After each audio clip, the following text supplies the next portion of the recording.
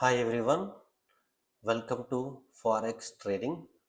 ఈ సిరీస్ని నేను కొంచెం ఎర్లీగా స్టార్ట్ చేయాలి అని అనుకోలేదు. కాకపోతే మార్కెట్లో క్రియేట్ అవుతున్న ఇన్ఫ్లేషన్ అనేది పర్ఫెక్ట్గా మనకి అర్థమవుతుంది. మార్కెట్లో ప్రైజెస్ చాలా దారుణంగా పెరగబోతున్నాయి అనేది క్లియర్గా తెలుస్తుంది. కాబట్టి నేను ఈ వీడియో అనేది ఇప్పుడు స్టార్ట్ చేయాలి అనుకుంటున్నాను. మేజర్గా ఇన్ఫ్లేషన్ ఏంటి, అసలు ఈ ఫారెక్స్ మార్కెట్కి మనకి సంబంధం ఏంటి, మన రియల్ లైఫ్లో మనం ఎప్పుడు ఫారెక్స్ మార్కెట్తో ట్రేడ్ చేయం కదా, కరెన్సీ ఎక్స్చేంజెస్ దగ్గరికి వెళ్ళాం కదా, ఇంటర్నేషనల్ ట్రేడ్ యాక్టివిటీస్ మనం పర్ఫామ్ చేయం కదా, ఈ ఫారెక్స్ మార్కెట్ వాళ్ళకే సంబంధం కదా అనుకుంటే మాత్రం చాలా రాంగ్. రియల్గా మనం ఎక్కడ ఉన్నాము, ఏం మాట్లాడుతున్నాం అనేది క్లియర్గా అర్థం కావాలి. ఫారెక్స్ మార్కెట్ అంటే క్లియర్గా ఇండియన్ రూపీ గురించి కాదు మాట్లాడేది, మనం ఇండియన్ రూపీ వాల్యూ గురించి, మన వాల్యూ గురించి, మన అసెట్స్ వాల్యూ గురించి. ప్రతిదీ కూడా ఒక వాల్యూ మీద డిపెండ్ అయి ఉంది. ఏంటి, మనం మన వాల్యూని రూపీతోని చూస్తాం. ఆ వాల్యూ అనేది రోజు రోజుకి ఎలా దారుణంగా చేంజ్ అవుతుంది, ఎలా దారుణంగా పడిపోతుంది. ఏంటి ప్రాబ్లం ఉంది, పడిపోవడం ఏంటి? లాస్ట్ 10 years బ్యాక్ నా ల్యాండ్ వాల్యూ అనేది 10 lakhs ఉండే 1 ఎకరాకి, ఇప్పుడు 20 lakhs అయింది. ప్రాబ్లం ఏముంది? నేను మంచి వాల్యూ గ్రోత్ని చూస్తున్నాను కదా, ఇక్కడ నాకు మంచి రిటర్న్ వచ్చింది కదా 1x అనుకుంటే, మీ అంత ఫుల్స్ ఎవరు లేరు. రియల్ టైంలో ఆ వాల్యూ ఎలా వచ్చింది, ఎందుకు వచ్చింది అనేది అర్థం చేసుకోవాలి. రియల్ టైంలో అది ఇన్ఫ్లేషన్ ద్వారా వచ్చింది. నీ అసెట్ వాల్యూ అనేది, నీ అసెట్ గ్రోత్ అనేది క్లియర్గా ఇన్ఫ్లేషన్ ద్వారా వచ్చింది, కానీ రియల్గా రాలేదు. ఏంట ఇన్ఫ్లేషన్ అంటే మీరు క్లియర్గా చూసుకోవచ్చు. మనం ఫారెక్స్ మార్కెట్లో ఏం చూస్తాము అంటే క్లియర్గా కరెన్సీ పేర్స్ చూస్తాం. రియలా కాదా? Currency pairs. ఈ కరెన్సీ పేర్స్లో ఏముంటుంది? ఒక కరెన్సీకి ఇంకో కరెన్సీకి మధ్యలో వాల్యూ ఎలా ఉంది అనేది క్లియర్గా కనబడుతుంది. నేను ఇండియన్ రూపీతోని యుఎస్ డాలర్తోని కరెన్సీ పేర్ చార్ట్ పెట్టాను, మీకు ఎదురుగా కనబడుతుంది కదా, మీరు చూడొచ్చు. యుఎస్డి ఐఎన్ఆర్ కరెన్సీ పేర్ చూస్తే అది ఇవాళ 86 రూపీస్కి నియర్గా రీచ్ అయింది. లాస్ట్ 10 to 15 years బ్యాక్ చూసుకోండి. 2008 ఆ పర్టికులర్ టైంలో క్లియర్గా 40 రూపీస్ ఉండే. 2008 టైంలో 40 రూపీస్ ఉండే ఇండియన్ రూపీ వాల్యూ. ఇప్పుడు 86. ప్రాబ్లం ఉన్నది 10 లక్షలు కాస్త 20 లక్షలు కావడానికి, అంతేనే కదా. ఒకప్పుడు మన రూపాయి విలువ అనేది 40 రూపాయలు ఉండే, అది డబల్ అయింది.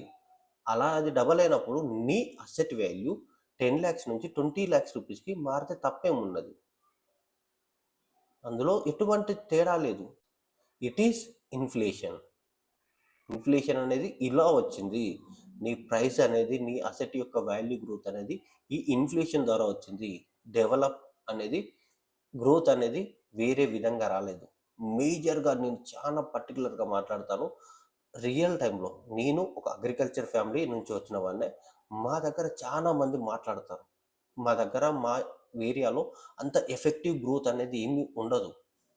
కార్పొరేట్ ఆఫీసెస్ ఏమీ రావు, రెగ్యులర్ ట్రాన్స్పోర్టేషన్ యాక్టివిటీస్ ఏమి జరగవు, ట్రేడ్ యాక్టివిటీస్ కూడా ఏమి జరగదు. We're going to purchase everything from cities. ఏం కావాలన్నా సిటీకి వెళ్ళి పర్చేస్ చేయాలి. బట్ మా దగ్గర ఇప్పుడు అసెట్స్ వాల్యూస్ చాలా బాగా ఉన్నాయి. ఎందుకు? దానికి కారణం ఏంటిది? Comparing to last 10 years to ఇప్పటికీ అంటే దానికి కారణం ఈ ఇన్ఫ్లేషన్. ఇది నాకు బాగా అర్థమైపోతుంది. మీరు క్లియర్గా చూసుకోండి. రియల్ టైంలో ఇన్ఫ్లేషన్ అనేది కరెన్సీ మీద చాలా డిపెండ్ అయి ఉంటుంది. ఏంటి అంటే మనం మన కరెన్సీ వాల్యూని ఎంత దారుణంగా తగ్గించుకుంటున్నామో మన అసెట్ వాల్యూ కూడా చాలా దారుణంగా తగ్గిపోతాయి. ఎందుకు తగ్గిపోతాయి? అసెట్ వాల్యూ అనేది 10 లక్షల నుంచి 20 లక్షలకి రీచ్ అయినప్పుడు అది పెరగడం కదా, తగ్గడం కాదు కదా అంటే మీకు ఇంకా అర్థం కావట్లేదు. అది ఎవరికి తగ్గినట్టు, ఎవరికి పెరిగినట్టు అంటే క్లియర్గా అది ఫారెన్ ఇన్వెస్టర్స్కి తగ్గినట్టు, నీకు కాదు. అంతేనే కదా. ఎవరికి తగ్గినట్టు అంటే క్లియర్గా మనకి ఎప్పుడు మన అసెట్ వాల్యూ పెరిగినట్టుగానే కనిపిస్తుంది. But comparing to other investors. వాళ్ళకి అంత ఎఫెక్టివ్గా ప్రైస్ చేంజ్ కనబడదు కదా, అంతేనే కదా. వాళ్ళు ఇదివరకు అదే $1 కొంటున్నారు, ఇప్పుడు కూడా అదే $1 కొంటున్నారు, అంతేనే కదా. 10 years బ్యాక్ కూడా వాళ్ళు మన అసెట్స్ని పర్చేజ్ చేయాలంటే $1 ఉంటే సరిపోతుంది. ఇప్పుడు కూడా వాళ్ళు మన అసెట్స్ని పర్చేజ్ చేయాలంటే వాళ్ళకి అదే $1 సరిపోతుంది. బట్ మనం ఎంత అమౌంట్ ఎక్కువ చేసుకుంటున్నాం? వాళ్ళు 10 years బ్యాక్ అదే $1తోని మన అసెట్స్ కొనగలిగారు, ఇప్పుడు అదే $1తోని మన అసెట్స్ కొనగలుగుతున్నారు. బట్ మనం ఇదివరకు ₹1 కొన్న అసెట్ వాల్యూస్ని ఇప్పుడు ₹2 పెట్టి కొనాల్సి వస్తుంది, అంతేనే కదా. లాస్ట్ 10 years బ్యాక్ మన అసెట్స్ని, మన ల్యాండ్స్ని అమెరికన్ ఇన్వెస్టర్స్ ఎవరన్నా పర్చేజ్ చేయాలి అనుకుంటే వాళ్ళు $1తోనే మన ఏంటిది 1 ఎకరా ల్యాండ్ని 10 lakhsకి చొప్పున పర్చేజ్ చేయగలిగారు. అప్పుడు ఎన్ని డాలర్స్ అయితే వాళ్ళకు ఖర్చు అయ్యాయో, ఎన్ని డాలర్స్ అయితే అవసరం పడ్డాయో, ఇప్పుడు కూడా వాళ్ళకి అన్నే డాలర్స్ వాళ్ళకి రిక్వైర్ అవుతాయి. బట్ మనకు వచ్చి చూసేసరికి అప్పుడు 10 lakhs, ఇప్పుడు 20 lakhs. వాళ్ళకు అదే డాలర్, అంతే క్వాంటిటీ ఆఫ్ డాలర్స్. బట్ మనకి అదే రూపాయి, బట్ క్వాంటిటీ అనేది డబల్ అయిపోయింది. That is called inflation. ఇది comparison with the other countries. మీరు క్లియర్గా చూసుకోండి, మనం చాలా దారుణంగా ఇన్ఫ్లేషన్ కండిషన్లో పడిపోతున్నాం. ఫ్యూచర్లో లాస్ట్ 10 yearsకి ఇప్పటికి చూసుకుంటే మన ఇన్ఫ్లేషన్ అనేది డబల్ అయిపోయింది. ఇంకా 10 years వరకు అది ఇంకా డబల్ అయితే, అంటే ఇప్పుడు 2 times పెట్టి పర్చేజ్ చేయాల్సి వస్తుంది, అప్పుడు 4 times కంపారిజన్. 2008 to 2028 వరకు 30 వరకు వెళ్తే పరిస్థితి చాలా దారుణంగా ఉంటుంది. That is called inflation. అరే దీనికి పరిష్కారం లేదా? ఒక ఫిక్స్డ్ రేట్తోని మార్కెట్లో ఈ కరెన్సీస్ అనేటివి ఉంటే సరిపోతుంది కదా. ఇండియన్ డాలర్కి, అమెరికన్ డాలర్కి ఒక ఫిక్స్డ్ రేట్తోని ఏంటిది సర్వీసెస్ ఉంటే సరిపోతాయి కదా. అంటే యుఎస్ డాలర్ను ఇండియన్ రూపీ అనేది ఒక ఫిక్స్డ్ ప్రైస్తోని ఉంటే సరిపోతుంది కదా. ఇలా చేంజ్ అవ్వడం ఎందుకు అని మీకు డౌట్ రావచ్చు ఈ వీడియో చూసిన తర్వాత. నాకు కూడా రియల్ టైంలో ఆ డౌట్ వచ్చింది. బట్ మార్కెట్లో మనం ఇప్పుడు మాట్లాడుతున్న ఈ ఫ్లోటెడ్ కరెన్సీ ఎక్స్చేంజ్కి బిఫోర్ అలాంటి ఫిక్స్డ్ రేట్ ఆఫ్ ట్రాన్సాక్షన్స్ జరిగేది. మీరు క్లియర్గా చూసుకోవాలి అంటే బ్రెటన్ వుడ్ సిస్టమ్. ఇక్కడ క్లియర్గా చూసుకోవచ్చు, ఈ సిస్టమ్ అనేది మనకి 1944 నుంచి 1971 మధ్యలో మార్కెట్లో ఇది ట్రేడ్ యాక్టివిటీస్కి ఒక సోర్స్గా ఉండేది. ఈ బ్రెటన్ వుడ్ సిస్టంలో ఎలా ఉండేదంటే గోల్డ్ వాల్యూ అనేది డాలర్ వాల్యూకి సమానంగా ఉండేది. ఒక గోల్డ్ అనేది క్లియర్గా అంగుళం అని చూస్తున్నారో పర్టికులర్గా దాన్ని ఎలా చెప్పాలి అనేది, ఎంత క్వాంటిటీతో చెప్పాలనేది నాకు కూడా తెలియట్లేదు. బట్ కాకపోతే ఇక్కడ చూసుకోవచ్చు, గోల్డ్ వాల్యూ అనేది $35కి ఫిక్స్డ్గా ఉండేది. $35కి ఫిక్స్డ్గా ఉండేది. సో ఇక్కడ మీరు క్లియర్గా చూసుకోవచ్చు, గోల్డ్ అనేది $35కి ఫిక్స్డ్గా ఉన్నప్పుడు క్లియర్గా అదర్ కంట్రీస్ అనేటివి క్లియర్గా వాళ్ళ కరెన్సీస్ని యుఎస్ డాలర్లోకి ఫిక్స్డ్గా మార్చుకొని ఆ ప్రైస్తోని మార్కెట్లో ట్రేడ్ చేసేవాళ్ళు. అంటే యుఎస్ డాలర్ వాల్యూ చేంజ్ కాదు, అలానే బ్రిటిష్ పౌండ్ చేంజ్ కాదు, జర్మన్ మార్క్ ప్రైస్ చేంజ్ కాదు, ఫ్రాన్స్ ఫ్రాన్ ప్రైస్ చేంజ్ కాదు. ఇక్కడ క్లియర్గా అన్నిటి వాల్యూ ఫిక్స్డ్గానే ఉంటుంది. అంతా ట్రేడ్ అనేది క్లియర్గా ఈ కరెన్సీ నుంచి డాలర్లోకి మార్చుకొని డాలర్లోకి మారిన దాన్ని ఇక్కడ క్లియర్గా సిస్టమ్ అనేది రిజర్వ్ కరెన్సీ సిస్టమ్ మీద డిపెండ్ అయి వర్క్ అయ్యింది. రిజర్వ్ కరెన్సీ సిస్టంలో క్లియర్గా ప్రతి ఒక్కరు కూడా యుఎస్ డాలర్స్తోని ట్రేడ్ చేయాలి. అంటే మీరు ఇంటర్నేషనల్ పేమెంట్ చేయాలంటే క్లియర్గా యుఎస్ డాలర్ని బేస్ చేసే ట్రేడ్ చేయాలి. అంటే మీరు యుఎస్ ట్రేడ్ చేయాలంటే మీ కరెన్సీని యుఎస్ డాలర్లోకి మార్చిన తర్వాత ఆ కరెన్సీని వేరే వాళ్ళకి ఇస్తే వాళ్ళు వాళ్ళ కరెన్సీలోకి యుఎస్ డాలర్స్ని మార్చుకొని చేస్తారు. ఇది ఒకటి పర్ఫెక్ట్గా ఫిక్స్డ్ ప్రైస్ రేట్తోని జరిగేది విత్ 44 కంట్రీస్తోని. ఇది చాలా రోజులు నడిచింది, అప్ టు 1971 వరకు, వరల్డ్ వార్ 2 వరకు ఇది బాగా నడిచింది. ఆఫ్టర్ వరల్డ్ వార్ 2 తర్వాత మార్కెట్లో చాలా కండిషన్స్ చేంజ్ అయ్యాయి. కంట్రీస్ డెవలప్ అయిపోవడం, అన్ఎంప్లాయ్మెంట్ ఇంక్రీజ్ అవ్వడం, employment, growth, technology, exports, imports, depending upon other countries. క్లియర్గా ఒక కంట్రీ ఇంకో కంట్రీ మీద డిపెండ్ అవ్వడం, ట్రేడ్ యాక్టివిటీస్లో క్లియర్గా చేంజెస్ రావడం, వాల్యూ ఇంక్రీజ్ అవ్వడం, అసెట్స్ యొక్క నీడ్ అనేది క్లియర్గా తెలవడం, దాని ఇంపార్టెన్స్ తెలవడం, అసెట్స్ ఇంపార్టెన్స్ తెలవడం, ఇవన్నీ కారణాల ద్వారా క్లియర్గా ఈ ఫిక్స్డ్ రేట్ ఆఫ్ సిస్టమ్ అనేది మార్కెట్లో ఎకనామిక్ గ్రోత్కి, కంట్రీ డెవలప్మెంట్కి హెల్ప్ కాదని క్లియర్గా Nixon shock, US president Nixon క్లియర్గా ఈ సిస్టమ్ని, బ్రెటన్ వుడ్ సిస్టమ్ని తొలగించాడు. ఎప్పుడు? 1971లో. అక్కడ క్లియర్గా ఏమర్థమైంది? గోల్డ్కి యుఎస్ డాలర్కి కన్వర్టింగ్ అనేది ఒక ఫిక్స్డ్ రేట్లో ఉన్న యుఎస్ డాలర్కి గోల్డ్కి మధ్యలో ఉన్న లింక్ని తొలగించారు. ఇప్పుడు యుఎస్ డాలర్ అనేది గోల్డ్కి సమానం కాదు. యుఎస్ డాలర్ అనేది క్లియర్గా యుఎస్ డాలరే. యుఎస్ డాలర్ అనేది దాని వాల్యూని క్లియర్గా రిప్రజెంట్ చేస్తుంది. అది క్లియర్గా దాని యొక్క ఎకనామిక్ కండిషన్ అండ్ గ్రోత్ని బట్టి, సర్వీసెస్ బట్టి దాని వాల్యూ అనేది చేంజ్ అవుతుంది అనేది క్లియర్గా రిప్రజెంట్ చేశాను. ఇలా చూస్తున్నారు కదా, suspension of the convertibility of US dollar into gold. ఇక్కడ క్లియర్గా యుఎస్ డాలర్ని గోల్డ్లోకి కన్వర్ట్ చేసే విధానాన్ని మొత్తాన్ని తొలగించాడు. అండ్ తర్వాత implementation of wages and price control. క్లియర్గా ఇది పెట్టిన తర్వాత క్లియర్గా wages, prices and price control అనేది జరిగింది. Implementation of wages and price control, అది ఎలా, ఎందుకు అనేది కూడా మనం డిస్కషన్ చేద్దాం. అండ్ తర్వాత గ్లోబల్ ఇన్ఫ్లేషన్ రైజ్. గ్లోబల్గా జరుగుతున్న ఇన్ఫ్లేషన్ రైజ్ అనేది అంటే క్లియర్గా మనం ఇప్పుడు మాట్లాడాం కదా, మన కరెన్సీ వాల్యూ అనేది ఇంత దారుణంగా పెరగడం ద్వారా మనం మన ఇన్ఫ్లేషన్ రేట్ని పెంచుకుంటున్నాం. మనం మన ఖర్చు చేసే విలువను, మన యొక్క వస్తువుల విలువని ఎంత దారుణంగా పెంచుకుంటున్నాము అనేది inflation rate.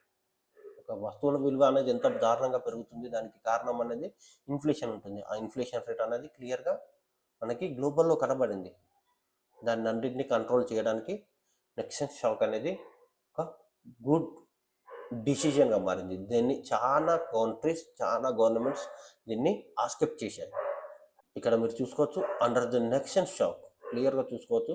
The Nixon shock followed president Nixon's televised new economic policy address the nation on August 15th, 1971. 1971 August 15th రోజు ఇచ్చాడు. ఎందుకు? Lowering the employment rate, lowering the unemployment rate and stemming the rise of inflation. మార్కెట్లో పెరుగుతున్న ఇన్ఫ్లేషన్ని తగ్గించడానికి. And తర్వాత protecting the US dollar from international money speculations. Protecting the US dollar from international money speculations. Speculations అంటే అన్వాంటెడ్గా వచ్చే momentum, unwanted demand, unwanted సప్లైని speculation అంటాం. అది అన్వాంటెడ్గా వచ్చేదాన్ని అలాంటి స్పెక్యులేషన్ నుంచి ప్రొటెక్ట్ చేయడానికి ఉపయోగించారు. దీన్ని చాలా కంట్రీస్, చాలా గవర్నమెంట్స్, చాలా సెంట్రల్ బ్యాంక్స్ అప్రూవ్ చేశాయి. ఎందుకంటే ఒక కంట్రీ వాల్యూ అనేది ఒక కంట్రీ వాల్యూతో ఫిక్స్డ్గా ఉండడం కరెక్ట్ కాదు, అది రైట్ కాదు. ఇది క్లియర్గా కంట్రీస్ యొక్క డెవలప్మెంట్, గ్రోత్ బట్టి దాని వాల్యూ అనేది మారాలి. ఒక కంట్రీ బాగా డెవలప్ అవుతుంది, ఒక కంట్రీ తన సర్వీసెస్ని చాలా కంట్రీస్కి ప్రొవైడ్ చేస్తుంటుంది. సో అప్పుడు ఆ కంట్రీ విలువ అనేది పెరగాలి, దాని కరెన్సీ వాల్యూ అనేది బాగా వాల్యూడ్గా ఉండాలి. బట్ అలా కాకుండా ఫిక్స్డ్గా ఉండడం కరెక్ట్ కాదు. కొన్ని కంట్రీస్ అనేటివి చాలా దారుణంగా దెబ్బతింటాయి. అంటే వాటి యొక్క సర్వీస్ యూటిలైజేషన్లో కానివ్వండి, వాటికి కావాల్సిన మినిమం, ఆ కంట్రీకి కావాల్సిన మినిమం రిసోర్సెస్ అనేటివి అన్నీ కూడా వేరే వాళ్ళ మీద ఆధారపడినప్పుడు ఆ కంట్రీకి తన వాల్యూని మార్కెట్లో స్ట్రాంగ్గా చూపించుకునే హక్కు లేదు. ఉంటుందా? ఎప్పుడు ఉండదు. డిపెండెంట్గా ఉన్నప్పుడు ఎప్పుడు నువ్వు ఫిక్స్డ్ ప్రైజ్ని చూపించడానికి అవకాశం లేదు. సో అలాంటప్పుడు మన కంట్రీ వాల్యూ చాలా దారుణంగా పడిపోతుంది. అది అన్ఎంప్లాయ్మెంట్ రేటు కావచ్చు, ఇన్ఫ్లేషన్ కంట్రోల్ కావచ్చు, మార్కెట్లో ఎకనామిక్ పాలసీ మేకింగ్ కావచ్చు, గవర్నమెంట్ ఇన్స్టెబిలిటీ కావచ్చు, గవర్నమెంట్ పాలసీ మేకింగ్ కావచ్చు, చాలా కారణాల ద్వారా క్లియర్గా ఆ కంట్రీ తన కరెన్సీ వాల్యూని, తన వాల్యూని మార్కెట్లో కోల్పోతుంది. That is Nixon shock system అనేది తీసుకొచ్చింది. అండ్ క్లియర్గా వెళ్తే మీరు చూసుకోవచ్చు, ఈ సిస్టంలో ప్రైజ్ అనేది ఫ్లోటింగ్ అవుతుంది. అంటే ఫిక్స్డ్గా ఉండదు, మారుతూ ఉంటుంది. ఎక్స్చేంజ్ సిస్టంలో ప్రైస్ అనేది ఫ్లోటింగ్ అవుతుంది. అందుకే మనం ఏమంటాం, దీన్ని ఫ్లోటింగ్ ఎక్స్చేంజ్ రేట్ అంటాం. ఇప్పుడు మనం చూస్తున్న కరెన్సీ ఎక్స్చేంజ్ని ఫ్లోటింగ్ కరెన్సీ ఎక్స్చేంజ్ రేట్ అంటాం. అండ్ క్లియర్గా ఈ కరెన్సీ ఎక్స్చేంజ్ని all governments and all commercial banks and central banks, corporate parties, investment funds and traders అందరూ కూడా దీన్ని ఇష్టపడతారు. ఎందుకు? ఇది క్లియర్గా కంట్రీస్ యొక్క activities and performance, economic growth, all factors మీద డిపెండ్ అయి వర్క్ అవుతుంది. ఇక్కడ క్లియర్గా ఫిక్స్డ్ ప్రైస్ అనేది ఒక కరెన్సీ పెట్టుకోవడానికి ఆస్కారం లేదు. క్లియర్గా అది ఇన్వెస్టర్స్కి, గ్లోబల్ ఎకనామిక్ ప్రిడక్టర్స్కి, చాలా మందికి ఇది మంచి గ్లోబల్ ట్రేడ్ యాక్టివిటీస్ని పర్ఫామ్ చేయడానికి ఉపయోగపడుతుంది. ఈ ఫారెక్స్ మార్కెట్ అనేది, ఈ ఫారెక్స్ ఎక్స్చేంజ్ అనేది ఇప్పుడు రియల్ టైంలో 24 hours 5 days రన్ అవుతుంది. క్లియర్గా ఆ సిస్టమ్ అనేది మనం క్లియర్గా చూసుకుంటే ఆ 24 hours అనేది ఏషియన్ సెషన్ నుంచి European session and north American session వరకు మార్కెట్లో అప్ టు 24 hours ఇది రన్ అవుతూనే ఉంటుంది. మరి క్లియర్గా చూసుకోవచ్చు. మనం ముందటికెళ్తే అది క్లారిటీగా అర్థమవుతుంది. అండ్ తర్వాత understanding the floating exchange rates అనేది క్లియర్గా, ఈ ఫ్లోటింగ్ ఎక్స్చేంజ్ రేట్స్ అనేది ఈ కరెన్సీ ప్రైస్ చేంజెస్ అనేది మేజర్గా వీటి మీద బాగా ఆధారపడి రన్ అవుతాయి. అంటే మార్కెట్ ఫోర్సెస్ ఎట్ ప్లే. ఇక్కడ క్లియర్గా చూసుకోవచ్చు. మార్కెట్లో మన కరెన్సీ యొక్క నీడ్ అనేది, అంటే మన కరెన్సీలోకి అదర్ కరెన్సీస్ అనేటివి కన్వర్ట్ చేసుకునే కెపాసిటీని బట్టి మన యొక్క కరెన్సీ వాల్యూ అనేది డిమాండ్లో చూస్తుంది. ఇక్కడ మీకు ఇది క్లారిటీగా అర్థం కావాలంటే, ఇప్పుడు మార్కెట్లోకి మనకి ఇన్వెస్టర్స్ వస్తారు, ఫారెన్ ఇన్స్టిట్యూషనల్ ఇన్వెస్టర్స్ అంటాం, అంతేనా కదా? FDIs, foreign institutional investors, foreign direct investors అని. ఇక్కడ మార్కెట్ నుంచి, అంటే గ్లోబల్ మార్కెట్ నుంచి మన ఇండియన్ మార్కెట్లోకి ఇన్ఫ్లోస్ అనేటివి బాగా పెరిగినప్పుడు మనకేమవుతుంది, ఇండియన్ కరెన్సీలోకి వాళ్ళ కరెన్సీస్ని కన్వర్ట్ చేసుకోవాల్సి వస్తుంది. అప్పుడు ఏమవుతుంది, ఇండియన్ కరెన్సీ వాల్యూ పెరుగుతుంది. ఓకే, ఇది స్టాక్ మార్కెట్ రిలేటెడ్గా ఇది మీకు పర్ఫెక్ట్గా అర్థమవుతుంది. బట్ రియల్ టైంలో ఎలా ఉంటుంది, ఇంపోర్ట్స్ అండ్ ఎక్స్పోర్ట్స్, అంతేనే కదా?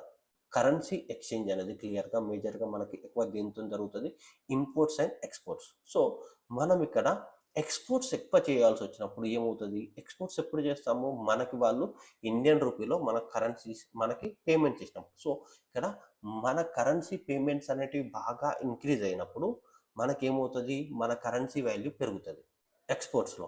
బట్ ఇంపోర్ట్స్లో మనం క్లియర్గా వేరే కరెన్సీస్ని మన ఇండియన్ కరెన్సీతోని వాళ్ళకి పే చేసి అప్పుడు మనం ఆ వస్తువుని కొనుక్కోవాల్సి వస్తుంది. సో అక్కడ మనం ఏమవుతాయి, మనం giving demand to that currency.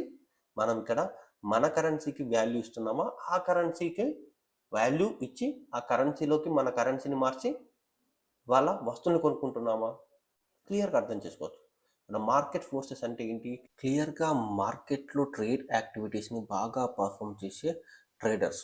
అంటే వీళ్ళు మార్కెట్లో పరిస్థితులకు తగ్గట్టుగా మార్కెట్ యొక్క కరెన్సీ విలువలని తగ్గిస్తారు, పెంచుతారు. సో మన కరెన్సీ విలువ తగ్గకూడదు అంటే ఇంపోర్ట్స్ అనేటివి బాగా పెరిగి ఎక్స్పోర్ట్స్ అనేటివి బాగా తగ్గాయి అంటే మనం క్లియర్గా మన కరెన్సీ వాల్యూని కోల్పోతాం. అది మనకి క్లియర్గా జీడిపి గ్రోత్లో కనబడుతుంది. క్లియర్గా మనకు కావాల్సిన మినిమం రిక్వైర్మెంట్స్ని మన కంట్రీలోనే ప్రొడ్యూస్ చేసుకొని మనం యూటిలైజ్ చేసుకుంటే అది మనకి చాలా హెల్ప్. బట్ మనం అలా కాకుండా మనకి కావాల్సిన మినిమం రిసోర్సెస్ని మనం అదర్ కంట్రీస్ మీద డిపెండ్ అయి పర్చేస్ చేసుకుంటే అది మనకి చాలా ఇంపాక్ట్ని క్రియేట్ చేస్తుంది. అండ్ మేజర్గా మన రూపీ వాల్యూ బాగా డిప్రిషియేట్ కావడానికి major reason crude oil imports. మనకి మార్కెట్లో బాగా ఎక్కువగా ఇంపోర్ట్స్ మనం దేని మీద బాగా డిపెండ్ అవుతామంటే crude oil imports. So energy రిలేటెడ్గా అది మన కరెన్సీ వాల్యూని బాగా డిప్రిషియేట్ చేస్తుంది. సో ఇండియా అనేది దాన్ని అధిగమించడానికి గ్రీన్ ఎనర్జీ అనేది బాగా ఎంకరేజ్ చేస్తుంది. అది ఇండియన్ ఎకనామిక్ గ్రోత్కి అండ్ క్లియర్గా ఇండియన్ రూపీ వాల్యూని అప్రిషియేట్ చేయడానికి అండ్ దాని రూపీ డిమాండ్లోకి రావడానికి హెల్ప్ అవుతుంది అని ఎక్స్పెక్ట్ చేస్తున్నాను. మేజర్గా అయితే మనకి ఎక్కువగా క్రూడ్ ఆయిల్ పేమెంట్స్ ద్వారానే మన యొక్క ఇన్ఫ్లేషన్ అనేది, రూపీ వాల్యూ అనేది చాలా దారుణంగా పడుతుంది అని చాలా ఎక్స్పర్ట్ చెప్తుంటారు.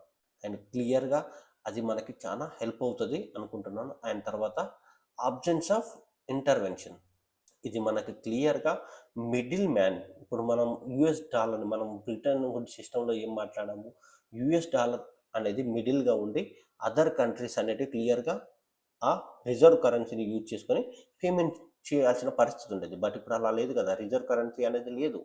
ఇప్పుడు మనం క్లియర్గా మన కరెన్సీ ఎక్స్చేంజెస్ అనేటివి క్లియర్గా మనం యూఎస్తో ట్రేడ్ చేసుకుంటే యూఎస్డే ఐఎన్ఆర్ పేమెంట్ చేస్తాం, జపాన్తో ట్రేడ్ చేసుకుంటే జపాన్ వాల్యూ మన వాల్యూ కన్నా చాలా దారుణంగా చిన్నది. ఇంకా మనం కంపేరింగ్ చేసుకుంటే మనం రూపాయి ఇవ్వాల్సిన అవసరం లేదు, ఆటానే ఇవ్వాలి వాళ్ళకి. సో జపాన్ మనకన్నా చాలా దారుణంగా ఉంది దాని యొక్క కరెన్సీ వాల్యూలో. అలా చూసుకుంటే యూరో, అలానే రూబుల్, చైనా, వీటికి మనం డైరెక్ట్ పేమెంట్ సిస్టమ్ ఐఎన్ఆర్తోనే డైరెక్ట్ పేమెంట్ సిస్టమ్ చేస్తున్నాం. కన్వర్టింగ్ యుఎస్ డాలర్ అనేది లేదు, చాలా వరకు తగ్గింది. సో అక్కడ ఏంటిది, ఆబ్జెన్స్ ఆఫ్ ఇంటర్వెన్షన్ అనేది పోయింది మార్కెట్లో. అండ్ తర్వాత ఎక్స్చేంజ్ రేట్ వోలటాలిటీ, ఇది క్లారిటీగా ఉంది మార్కెట్లో. ఈ ఫ్లోటింగ్ సిస్టంలో ఎక్స్చేంజ్ రేట్ వోలటాలిటీ అయితే ఉంటుంది. ఇప్పుడు మనం క్లియర్గా ప్రతి కంట్రీతోని మనం డైరెక్ట్ యాక్సెస్ చేస్తున్నాం కాబట్టి సో ఆ కరెన్సీ వాల్యూస్ అనేటివి క్లియర్గా ఎక్స్చేంజ్ రేట్ వోలటాలిటీ అనేది క్రియేట్ అవుతుంది. అది దేని ద్వారా అంటే ఎకనామిక్ ఇంపాక్ట్స్, క్లియర్గా మన యొక్క జీడిపి, ఇంట్రెస్ట్ రేట్స్, అండ్ తర్వాత గవర్నమెంట్ పాలసీ మేకింగ్ కానివ్వండి, అదర్ ఫ్యాక్టర్స్ అన్నిటి క్లియర్గా మనకి ఇంపోర్ట్స్ అండ్ ఎక్స్పోర్ట్ యాక్టివిటీస్ కానివ్వండి, అలా అదర్ ఫ్యాక్టర్స్తో చూసుకుంటే మనం గ్లోబల్గా మన కరెన్సీ అండ్ మన ట్రేడ్, మన ఎకనామిక్ గ్రోత్ అనేది ఎలా ఉంది అనేది రిప్రజెంట్ అవుతుంది. కాబట్టి దాన్ని బట్టి మార్కెట్లో ట్రేడర్స్ కరెన్సీ ట్రేడింగ్ అనేది ఎక్స్చేంజ్ వోలటాలిటీ. అండ్ తర్వాత కార్పొరేట్ అడ్వాంటేజెస్, మేజర్గా ఎంఎన్సి కంపెనీస్, మల్టీనేషనల్ కంపెనీస్, ఇవి క్లియర్గా ఒక కంట్రీలోనే ఉండవు, మల్టిపుల్ కంట్రీస్లో అవి పర్ఫామ్ చేస్తాయి. సో అది మనకి క్లియర్గా హెల్ప్ అవుతుంది వాళ్ళకి.